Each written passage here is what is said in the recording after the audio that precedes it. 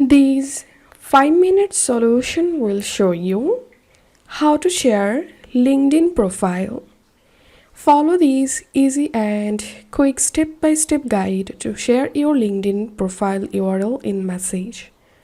Open LinkedIn and log into your account. Then click on Me and View Profile.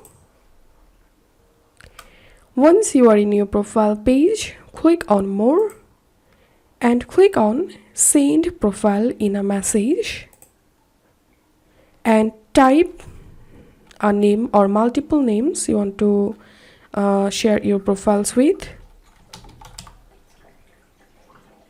Select the profile and you have to click on Send, and this is how we can share LinkedIn profile. If you find this video helpful, don't forget to subscribe 5-minute solution. See you in the next video.